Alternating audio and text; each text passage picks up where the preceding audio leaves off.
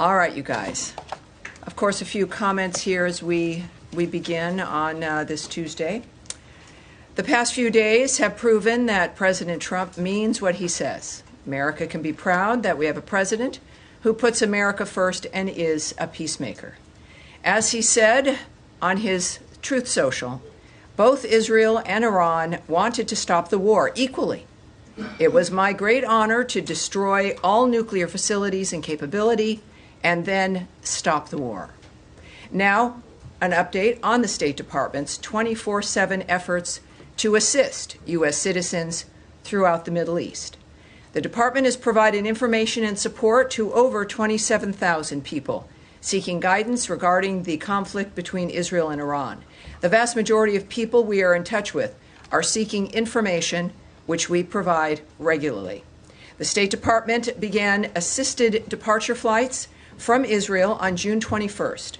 Flights have departed Israel with hundreds of U.S. citizens and lawful permanent residents and their accompanying immediate family members. We are grateful to our partners in the region and around the world for welcoming American citizens. We also extend our deep appreciation for the government of Qatar's cooperation in the defense of the Udeid Air Base, as well as our deep appreciation for the the Al Udeid Air Base, as well as the deep appreciation for the American men and women in uniform who are there and for the vital role they continue to play for U.S. and regional security. Yesterday, Iran launched several missiles against AUAB. Many of those missiles were successfully intercepted due to the combined efforts of the U.S. and Qatari armed forces. Thankfully, no Americans or Qataris were hurt. In further announcements today, Secretary Rubio has landed along with the President at the NATO summit at The Hague. As the Secretary has noted, under President Trump's decisive leadership, we're driving historic change at NATO. Also this week, the United States will participate in the 55th Organization of American States General Assembly in Antigua and Barbuda, where we will engage with regional partners to advance our shared goals to make for a safer, stronger, and more prosperous hemisphere.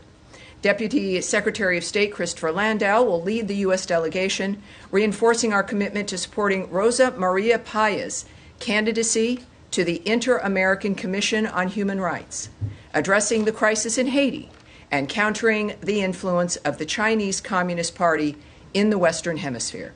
In addition, today, the Department of State's Rewards for Justice program announced a reward of up to $5 million for information leading to the location, recovery, and safe return of Mahmoud Shah Habibi. Mr. Habibi was abducted and detained by the Taliban's General Directorate of Intelligence on August 10, 2022.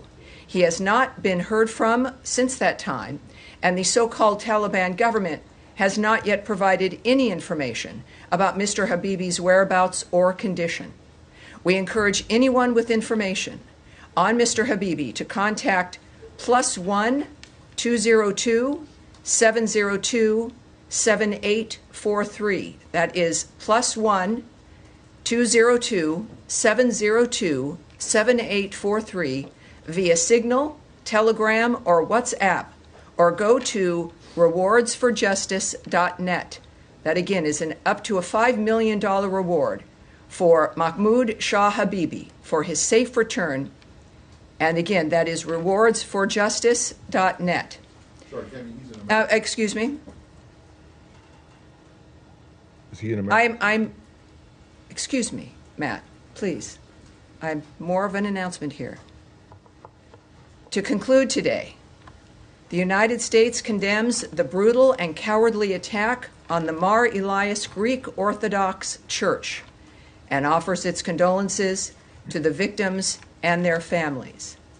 We call on the Syrian government to hold all perpetrators of violence accountable and ensure the security of all Syrians, including members of religious and ethnic minorities. As Ambassador Barak has said, the United States continues to support the Syrian government as it fights against forces seeking to create instability and fear in their country and in the broader region. And now I will take your questions. Daphne, please. Thank you. Sure. Just on Israel-Iran, Trump has said that he was unhappy with both sides for breaching the ceasefire deal, but particularly frustrated with Israel. Does the State Department have concerns about whether this truce will hold, and what conversations is Secretary Rubio having today with counterparts about this deal? Yes, as I noted in my announcement, and actually what, of course, we always appreciate about President Trump is you never really have to guess at what he's thinking, which is appreciated. One of the most transparent men we've known. Americans in the world have watched all of this unfold, I think, in a very clear way, and certainly with the leader of the free world, of the world, really, essentially, in Donald Trump, making it clear his opinion. And this is what also, I think, keeps things moving. With any ceasefire dynamic, it's fragile. And in the meantime, of course, things did come together, and there has been quiet in that region. He did make clear his feelings about that. But as I mentioned in the opening, that he said, just a couple of hours ago, both Israel and Iran wanted to stop the war equally. It was my great honor to destroy all nuclear facilities and capability and then stop the war.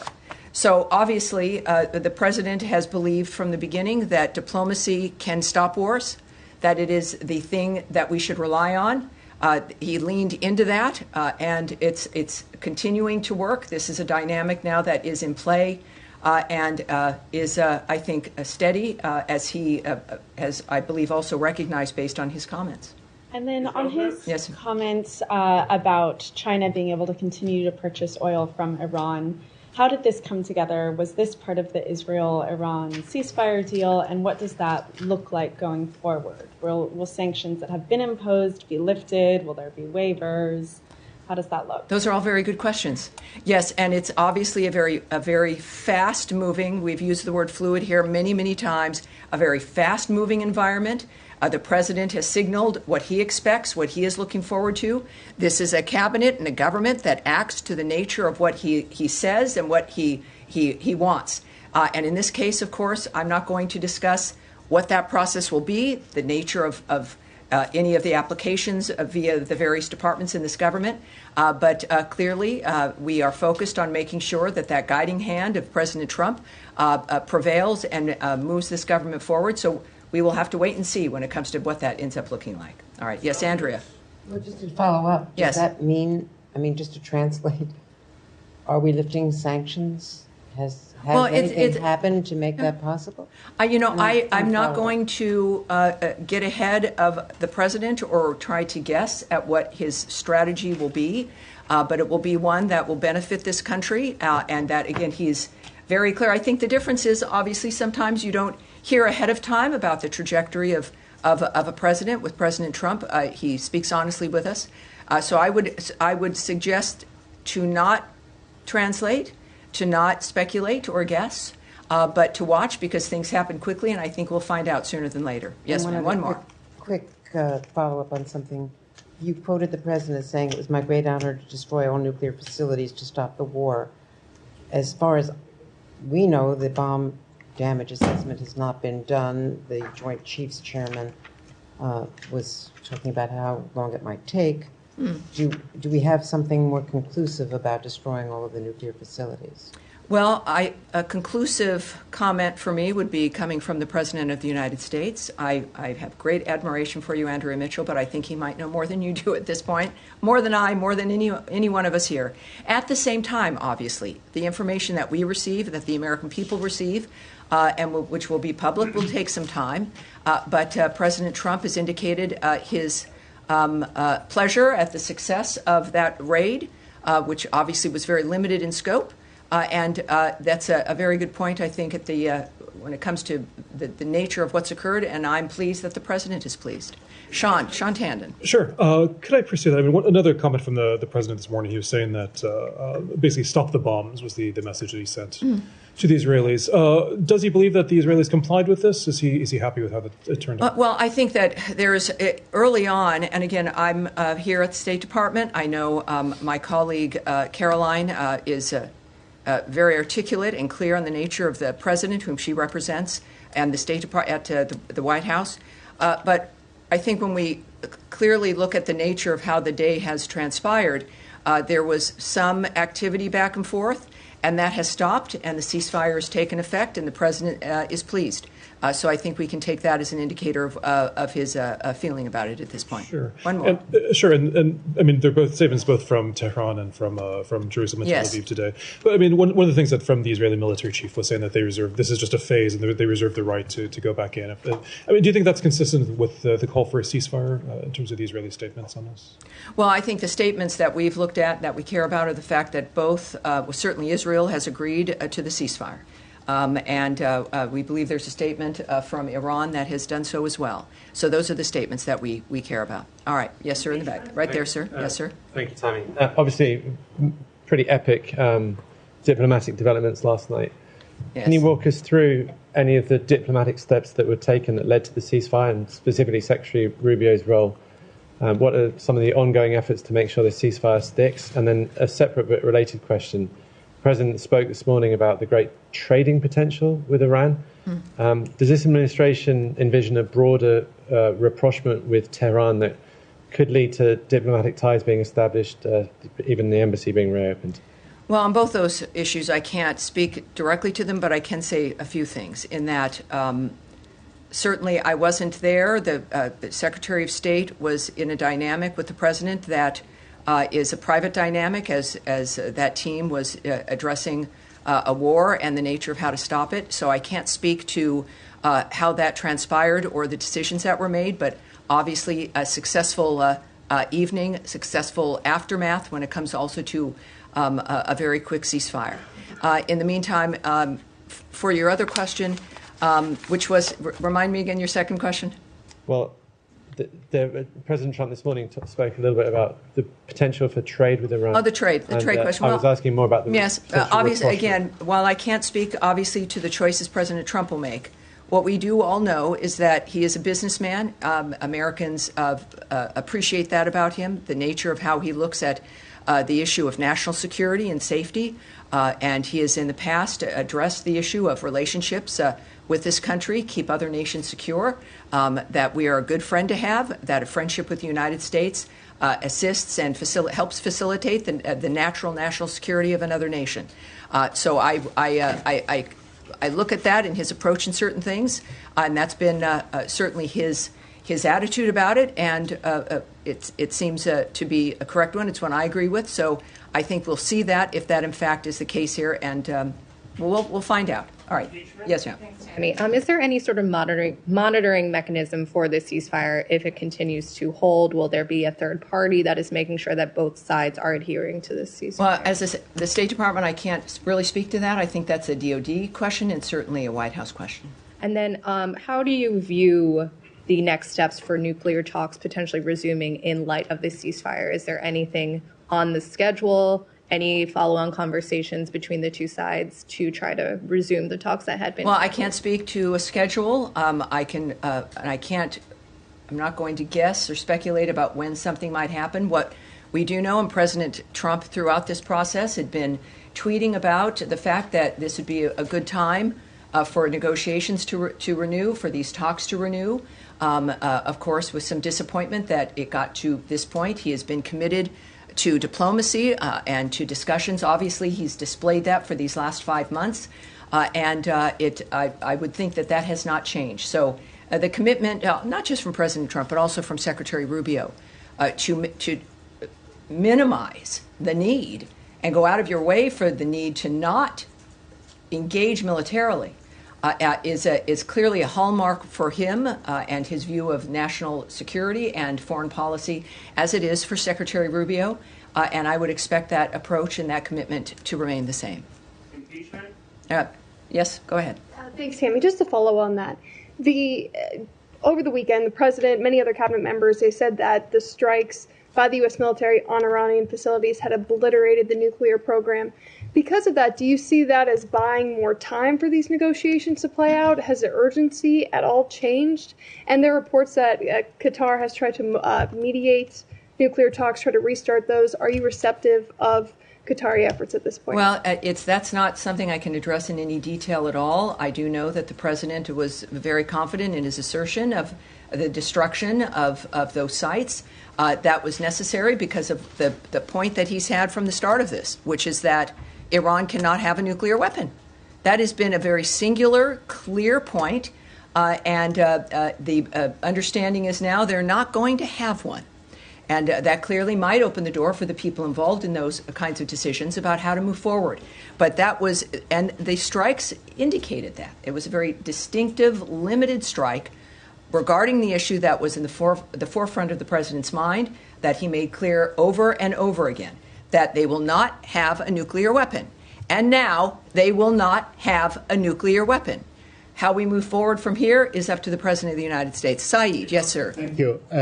Now that we have the ceasefire between Iran and Israel seems to be holding, are we likely to see renewed efforts to have a ceasefire between Israel and Hamas in Gaza? I mean, just for figures, Tammy, maybe 400 people got killed in the exchanges between Israel and Iran. In the same period, like 700 Palestinians have died, many of them at the aid distribution center. Yeah, this is why, and we are reminded about why the ceasefire efforts are important. It is a reminder about why the president, and why we're lucky for President Trump to be our president and for Secretary Rubio to be focusing on changing the status quo on this planet and changing the old dynamic of wanting new ideas. It has been his hallmark from the start, and that has not changed. What we can say, and just as a reminder, Saeed, there is a deal on the table. Hamas must stop acting recklessly and accept it. As Special Envoy Witkoff has said, Hamas's recent response to the offer was totally unacceptable and only takes us backward. It hasn't been that long, right? A lot of stuff is happening in a short period of time. But the fact of the matter is that we've never stopped working for a ceasefire in the Gaza Strip. We've never stopped wanting that to end, to get us out of that repetition of something that has certainly made the first victims, the people of the Gaza Strip, and then everyone else. It's a reflection of what needs to end and what has been the problem. President Trump has made clear to, in this case, Hamas specifically, that they will face consequences if they continue to hold hostages, which they do, including those who have already passed away and those who are still living.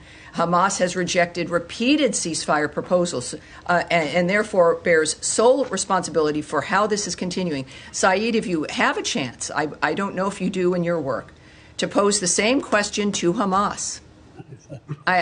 It would be you could. I hope you might be asking them. I'll do it through my articles. right. No direct communication. All right. Yes, sir. There in the middle here. Yeah. Thank you very much. President Trump has long said that Iran should not have nuclear weapons. That is correct. That is clear. Do you think it is important for Iran to change its foreign policy, because the U.S. always says it is the biggest state sponsor of terrorism and destabilizing region? I obviously can't speak to what's in the mind of the so-called leadership of Iran. I do know that the future of Iran is in the hands of the Iranian people. And whether or not certain individuals change their approach or belief, I think what has happened, the whole world has noted that the world has changed and that nothing will be the same. And how that plays out, we are very lucky that we have President Donald Trump, Secretary of State Marco Rubio, and a cabinet that is united in the nature of what we're trying to do for the next 3.5 years. One more. Yes, sir. One more. And please. Kurdistan regional government leadership and strongly welcome President Trump's statement about peace. Do you want to comment on it? Well, no, there's again, things are happening and moving along so quickly. Obviously, everything in that region, in the Middle East, has changed, and we will have to see where those who are leading this charge and this change, again, the American leadership here with Trump, Rubio, and J.D. Vance, of course, just strong leadership across the board. We're very lucky, as we've seen also with Secretary of Defense Pete Hegseth. We are very early in this administration. Think about it. We are in the middle of June. And we've seen the results now of men and women who are focused. So we'll see for the Kurds and others as well. Yes, sir. Thank you, Tammy. Two questions for you. Number one, especially considering the Secretary is now at NATO. Yes. Does the Secretary feel like European allies had America's back to the extent that they should in this Iranian operation? I'm not talking about militarily, but from a general support standpoint, beyond just platitudes of concern about the Iranian nuclear program. Do you feel like you got backing from Europe on this? Well, I'm not going to comment or speculate on the feelings or assessments of our partners in any kind of dynamic. That's between them. It's about the leaders of the world. Right now, what I can tell you is that President Trump and Secretary Rubio are right there in The Hague at NATO for conversations with our partners throughout Europe. And I think that everyone expects that to be very successful. It's going to be a very exciting time. It's a perfect time for those conversations to be had. I'm not going to speculate on the nature of those any conversations or again speculate on the feelings of people either. Second question for you. Yes, sir. In terms of regime change in Iran, the initial message coming out of the administration was, we're not after regime change, we're after the nuclear weapons program. Then the president remarked today, regime change is not a good idea because of the chaos that it would cause. So what is the administration, specifically the State Department's message here to Iranians who are suffering under the oppression of the regime? How do they move forward does America have their back, considering the president said regime change is not a good idea right now? Well, again, that's in the perspective certainly of the president and what his actions, he feels what actions are important, what our intentions were. It was very clear from the start, from the very beginning. For years, the president has spoken about the problem of Iran and how they can't have a nuclear weapon. This is not a new idea, and it's certainly a globally held idea. But we've said here at the State Department repeatedly in a number of different dynamics that the fates of countries belong in the hands of the people in those countries. That is the overriding general message of the Marco Rubio State Department. It is the kind of thing that when we think about not just democracy, but the nature of the decision of citizens to decide what kind of leadership they want. That is what our position is for certainly Iran and every other country on this planet. Yes, sir. Yeah, thank you, Tammy. Two questions, one on Iran. Have you received any signals or message from Iran that they are willing to come back to the table, this first? And secondly, are you still sticking with the proposal that you sent to Iran, or you are open to discuss more broadly? Well, again, as we know, many things have changed in just the last few days. So I won't speak to what messages may have been sent to Iran, which would have been, of course, to the White House and to if Secretary Rubio as the National Security Advisor. So I would ask you to check with the White House for that. And the next Syria, one, yes. Yeah, on your opening remarks, you said that the United States is ready to help the Syrian government to fight against forces seeking to create instability. Would you elaborate that? What kind of support are you willing to offer to the Syrian interim government? Are you willing to help them or provide them military support? Well, I think already we know, of course, of the assignment as a special envoy of Ambassador Tom Barrack has been a very clear indicator of our commitment to helping Syria be able to be a functional and steady and stable government. He, of course, is the ambassador to Turkey, and our commitment through his work is about getting the structure, the stability of the government as functional. We also, of course, as you know, have lifted many of the sanctions to make it possible for other nations in that region to assist the new government also in becoming stronger and able to, in that region especially, deal with terrorist groups, especially deal with ISIS, and that is our commitment. So it is, I think, manifesting now very clearly, and Ambassador Barrack is there as our envoy in that regard, and it's a very exciting time with a lot of potential. Yes, sir. Yes, sir. In the gray suit there. Yes, sir. Thank you, Tammy. You've been in the negotiations process with the Iranians for almost the last 2 months at the State Department. And the Iranian foreign minister just last Friday, he said that they suspect that the negotiations with the U.S. Used as a cover for the Israeli attack. And a day after that came the U.S. raid on Iranian nuclear establishment there and the buildings. Are you able to restore the trust between you and Iran? And how do you see these claims from the Iranian side? Well, that's certainly a question that I can't answer, but we've got the best people in the world who are doing this for a living, who have committed their lives to making a difference here in the world. The president has not indicated that, as a matter of fact, he really opened his presidency with a willingness to talk with everyone. And as a peacemaker, that is what he's done, and I would suspect that that approach will continue. All right? Yes, sir. Go ahead. Thank you, Tammy. Do you think that there is any lesson for North Korea to learn from the U.S. Strikes on Iranian nuclear facilities, given that North Korea has been doubling down on its nuclear program, despite the Trump administration's commitment to the complete denuclearization of North Korea?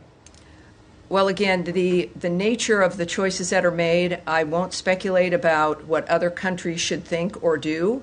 At the same time, President Trump, in his first term, made a significant outreach to North Korea.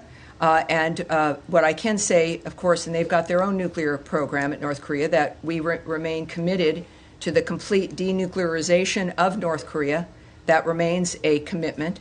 If the North Korean nuclear issue can't be resolved through dialogue, I'm not going to speculate on hypotheticals at this point, but thank you very much. All right. Yes, there you are. Hello. Thank you. Just on a follow-up on North Korea, has there been significant outreach from the State Department to the North Koreans? I'm not going to speak to any, whether they exist or not, any diplomatic efforts outside. All right. And yes, go ahead. Thank you, Tammy. I just wondered whether you have any further information on reports of a drone attack that happened to multiple Iraqi military sites early this morning, local time, Tuesday, whether you know at all whether Iran was behind those drone attacks at all? I would suggest that the DoD might be the place that it might have an answer to that. Anything else? All right. Daphne? You're good? All right. And then, yes, go ahead, sir, at the end. About the material that was removed from those nuclear sites. There are satellite pictures of trucks lined out. Oh, nothing. I can tell you nothing. Just saving some time here. Yeah, I'm not going to speculate or discuss what may or may not have been removed from a particular site. Well, then can you tell us, based on what you do know, how many years? I can talk about the English royal family. I love them. Yes, How many years would this have knocked back the nuclear program, and could that have been avoided if the U.S. had remained in the JCPOA? When it comes to what's happened with Iran, we can look back several decades about the nature of the choices that certain administrations made that helped facilitate the nature of the building of that program. Donald Trump inherited a world, he'd left a world that was at peace, and he inherited one that was tipping over. And so his commitment, and what we look at here right now, is recognizing the status of things and what needs to be done to fix them. And that's what we're focused on. All right. And Matt Lee, I have a feeling you might have a question. I vaguely remember that. Well, I did, but now it turns out that the you have a different one. I answered, so I do have a different one. Okay, good. But all I was trying to find out was whether you didn't mention that this Mr. Habibi was an American, which it turns out that he is. But has he been wrongfully determined to be wrongfully detained? We have determined that he has been disappeared and that he has not been heard from. And that is why there's the rewards for justice, is that he was taken and he has not been heard from since. Okay. And we are hoping that this appeal may bring forward, with up to $5 million, it makes a difference in everyone's lives. Sure it does. That we might get some information about him. Okay. Then just the other thing was you had been asked earlier and yesterday, I think, about this money that is apparently going to go to fund the Gaza Humanitarian Foundation. Have you been able to uncover anything about that?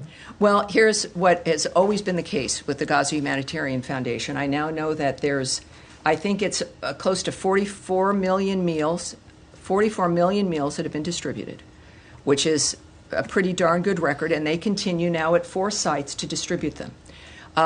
We have repeatedly noted that we have not funded this entity, but it is, I believe, really the response of the call from President Trump for that region and that area in particular, that we've got to have new ideas about how to change the nature of what's occurring.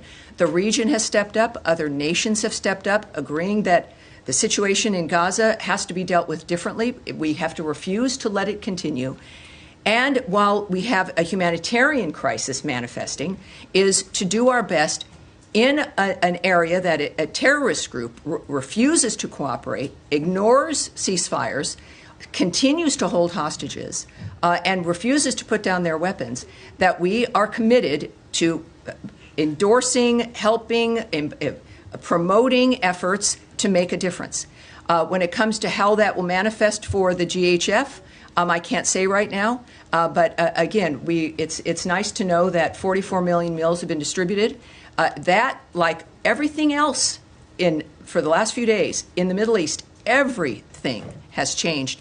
How that manifests in the Gaza Strip is yet to be determined, but I'm sure we have another briefing on Thursday, and who knows, we'll have something new at that point as well. All right, yes, go ahead. And this will be Tammy, yes. This weekend, Keith Kellogg went to Belarus, and it secured the release of 14 political prisoners. Do you have any more details on those efforts? And did the Lukashenko regime get anything for releasing these prisoners, sanctions relief? I do have a few things I can say to you about that. And this is the condition of our world. This is a huge story, and it really is, it comes up later, but it tells you the nature of what's transpiring. While in Minsk, the U.S. delegation led by General Keith Kellogg, Special Presidential Envoy for Ukraine, met with the leader of Belarus and his team. Special Envoy Kellogg discussed the Russia-Ukraine war and how President Trump is pushing hard to stop that war and end the killing. And Deputy Special Envoy John Cole led the discussions on U.S.-Belarus bilateral relations, which resulted in the release of 14 long-held political prisoners from Estonia, Japan, Latvia, Poland, Sweden, and Belarus. And that is the result of what you can do with diplomacy, with envoys, and with a commitment to peace and freedom for people around the world. And we are blessed to have President Trump as our president, the wisdom of the American people, and of course, Marco Rubio is our Secretary of State. We are 5 months in or so to this administration, and it's an honor to be here. Thank you, everyone. I'll see you on Thursday.